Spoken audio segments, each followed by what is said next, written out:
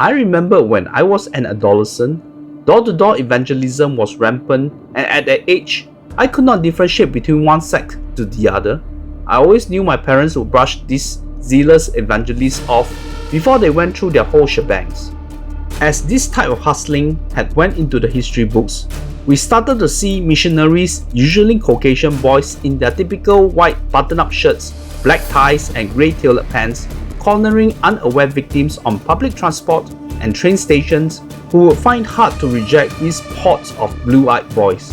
While this form of religious missionary and evangelism can be a hassle when you're going through your everyday chores, or perhaps you're not open-minded towards other religions and their beliefs, I doubt anyone would really get aggressive to these messengers.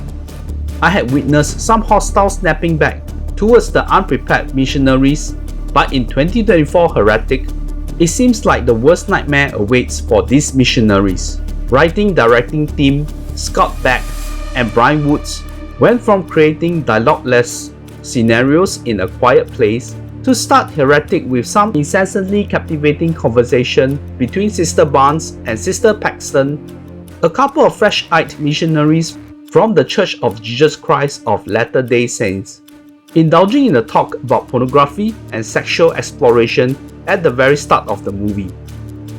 As expected, our protagonists will not have it smooth with their mission and even at the brunt of some horrible public hazing from passerby.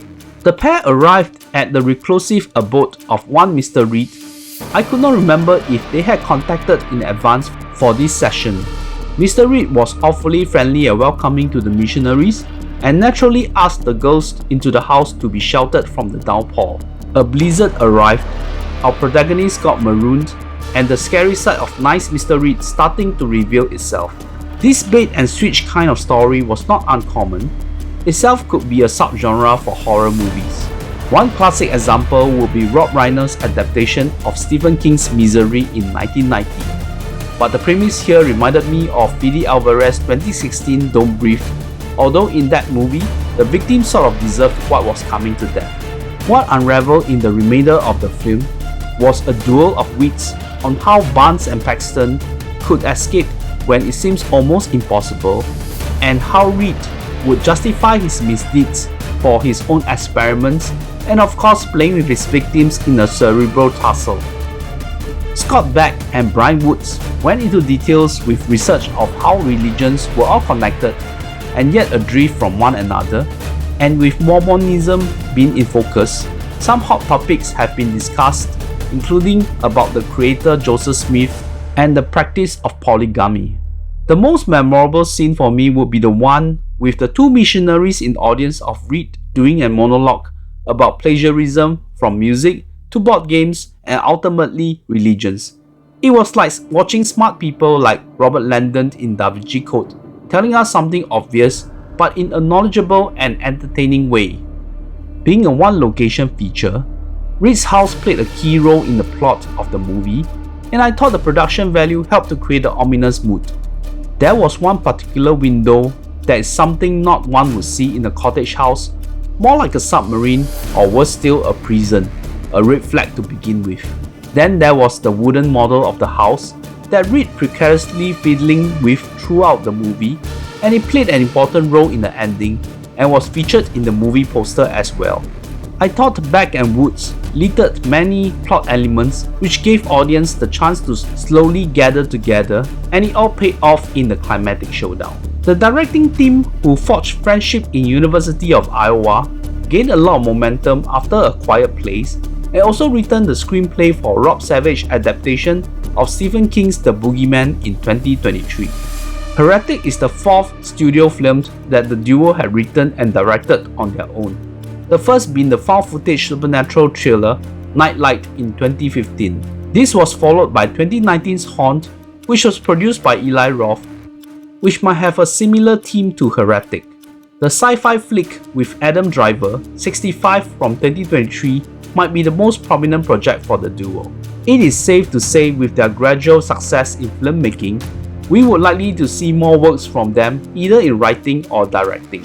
When I first saw actresses Sophie Thatcher and Chloe East, who played Sister Barnes and Sister Paxton respectively, There were echoes of young Emma Stone and Amy Adams, and immediately I was sold on their characters.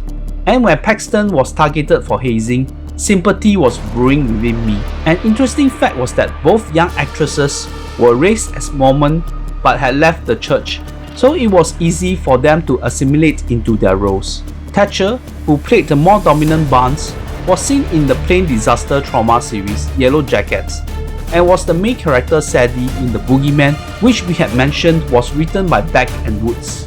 Chloe East was a child actor, and her first involvement in the horror genre was HBO series True Blood.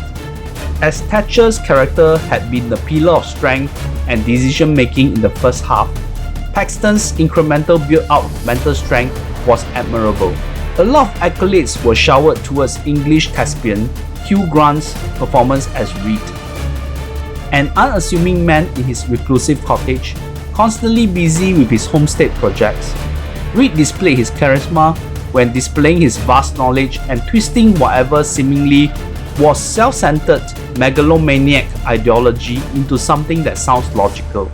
His villainous turn was nuanced, and one could feel the escalating tension felt by the two victims whenever he was in the room and made you jump with each movement he made. This was certainly more interesting than any mustache-twirling villainous performance he had done in movies like The Gentleman, Paddington 2, and Dungeons & Dragons Honor Among Thieves. One cameo that taken me by surprise was our guy Eric Foreman from the 70s show, Topher Grace, who I had to admit I could absolutely not recognize either by his appearance or his usual acting tic. Well done, Topher. Heretic is a wonderful thriller with strong horror and religious elements, buoyed by strong performances by Grant, Thatcher and East. Writing, directing team Beck and Woods cooked up a nifty plot, although there were some niggling plot holes that I'm willing to overlook. Another fantastic year-end horror offering, and I'm awarding the movie a rating of 8 out of 10. Hope you have enjoyed both my video on looking back the horror film scene of 2024, as well as my top 10 horror films of the year. If you have enjoyed those as well as my other videos like this review, please subscribe to my channel. My previous review was a double feature of Never Let Go and Hold Your Breath. I'm going to make sure no scented candles were burning within the vicinity the next time some sketchy man told me he was baking some sort of pie to offer me.